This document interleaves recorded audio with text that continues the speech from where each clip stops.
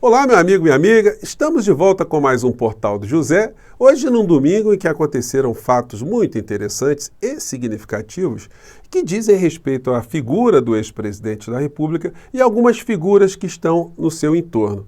Ao julgarmos pela publicação que o ex-presidente da República fez hoje nas suas redes, ele já está dando como certa a ida dele ou para Bangu 8 ou para Papuda. A questão será apenas geográfica, porque a condenação está ficando cada vez mais clara. Alguns personagens que estiveram com ele vão agora à CPMI do dia 8 de janeiro. E o que dirão alguns desses personagens, como, por exemplo, o ex-general Heleno, aquele destemido ser, mas que teve agora uma crise de amnésia profunda. Porque também as redes sociais bolsonaristas, principalmente aquelas que eram ligadas à religião, estão absolutamente mudas. Todo mundo está calado. Por que não estão agora defendendo a figura do inelegível? Bom, vou conversar com vocês sobre essas questões, mas antes de mais nada é sempre muito importante convidar você que está chegando agora ao nosso portal e não nos conhecia, para que você se inscreva aqui conosco e venha participar das nossas atividades. Dê o seu joinha, mande seu comentário, enfim, participe dos nossos chats aqui e, se puder, também se inscreva no nosso clube de membros, tá bom? Então, vamos seguir em frente. Gente, tem muita coisa interessante. Hoje eu comecei a conversar com vocês sobre qual será o futuro da PGR. E eu recebi já muitos comentários em relação ao nosso papo anterior sobre a saída do senhor Aras. E muitas pessoas, de fato, manifestaram assim, uma grande interrogação, né, do tipo de declaração que o senhor Augusto Aras anda fazendo, como nessa manchete aqui, né? Aras deixa a PGR em gestão marcada por arquivamentos. Nomeado e reconduzido ao cargo por Jair Bolsonaro, chefe do MPF, encerrou mais de 70 pedidos de inquérito contra o ex-presidente. Em sua defesa, ele passou a divulgar que também barrou cerca de 120 petições contrárias a Lula, seus ministros e familiares neste ano. Uma das perguntas que eu recebi foi: mas vem cá, o Lula também matou 800 mil pessoas, 750 mil pessoas?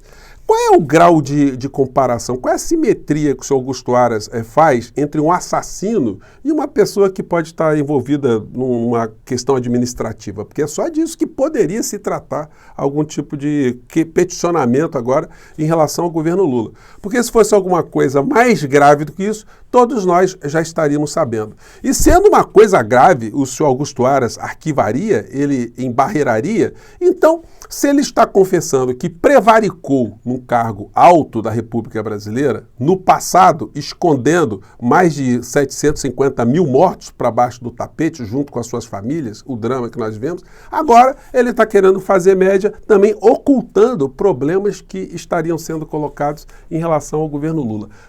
Se é que isso está acontecendo. Então, ele errou grosseiramente, grotescamente, inaceitavelmente no passado, porque nós não vamos esquecer isso, e agora está errando de novo para justificar aquilo que ele fez de hediondo, né, ao esconder todas essas situações. Eu não podia deixar de fazer esse registro. Bom, e aí, passando para frente.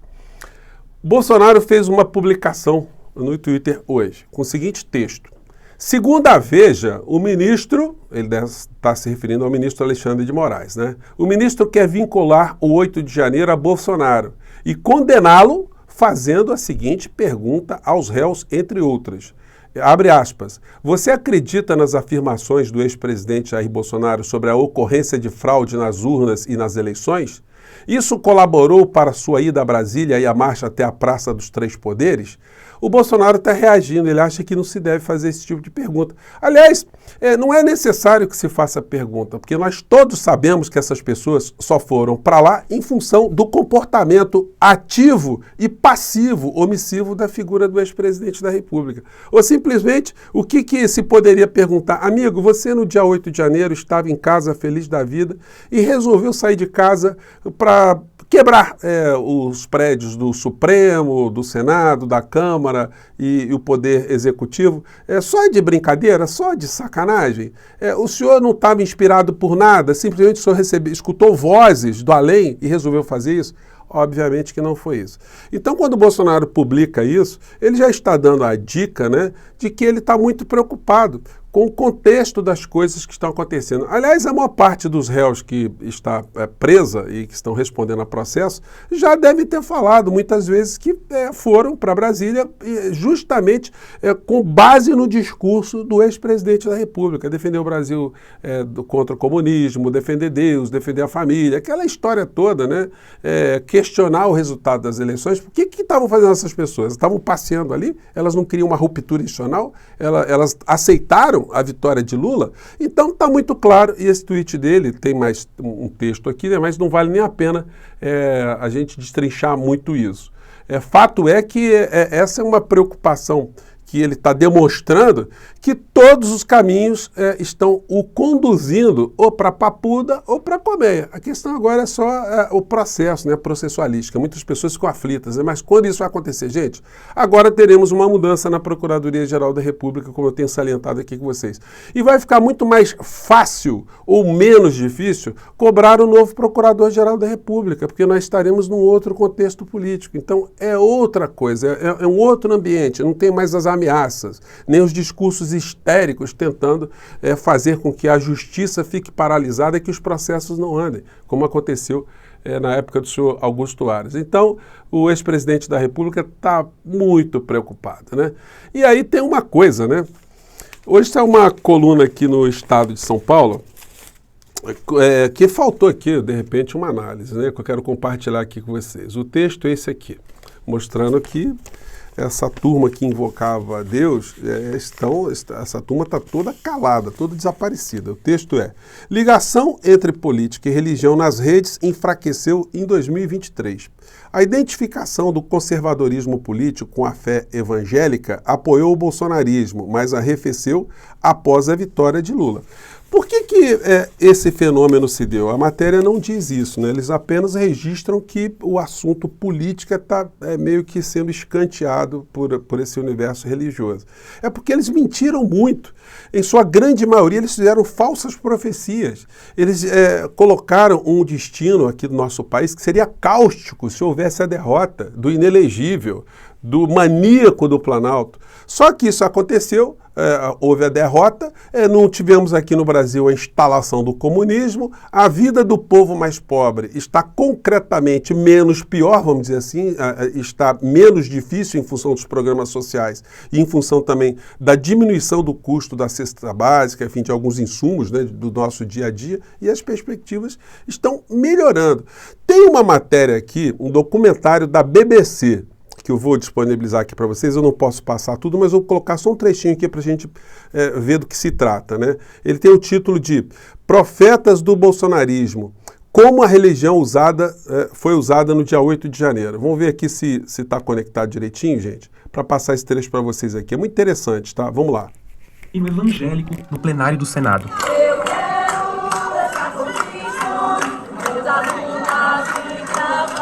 Parecia até uma igreja em dia de culto. Vídeos como esses me fizeram questionar como a religião foi usada no movimento que tomou de assalto as sedes dos três poderes.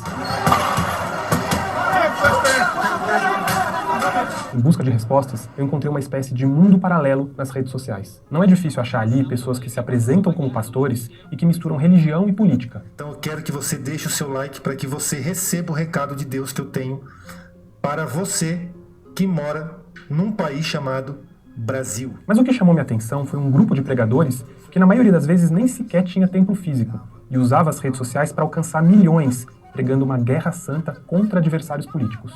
Então somente marchem!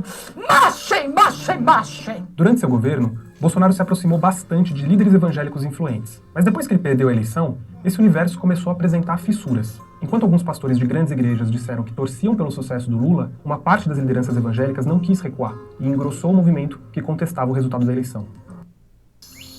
E aí, gente, a matéria aqui é muito interessante, né? Ele vai colocando, inclusive, a participação desses religiosos, inclusive nas paralisações, inclusive no dia 8 de janeiro, quando eles foram às suas redes, dizer que aquilo era um sinal, que de fato as coisas iriam mudar aqui no Brasil, enfim. Mas no final da história, todos eles ficaram absolutamente desmoralizados.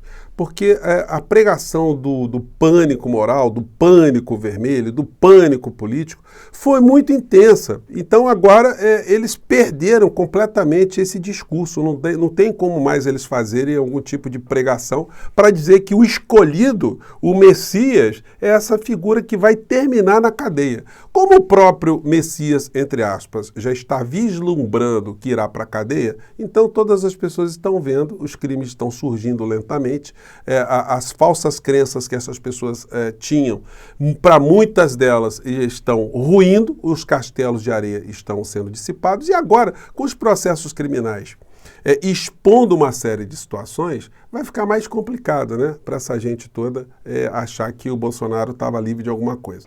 Uma das pessoas que vai depor lá na CPI na terça-feira é o general Augusto Heleno, que ele confirmou o depoimento à CPMI do dia 8 de janeiro. A questão é a seguinte: vocês acham que tem algum bolsonarista que vai chegar para uma CPMI e vai confessar que estava querendo conspirar?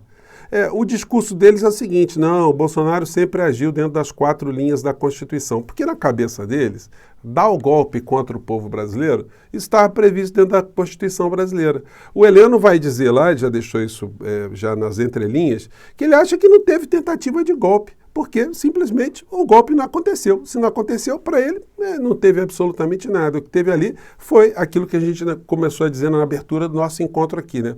As pessoas estavam em casa, de repente elas receberam vozes do além, de repente algumas coisas aí que esses falsos profetas estavam dizendo, né? E resolveram, unidas, saírem como se fossem zumbis possuídos para quebrar os prédios públicos, para criar um pânico, para a intervenção das suas armadas, para implementar uma ditadura com o retorno da figura do inelegível.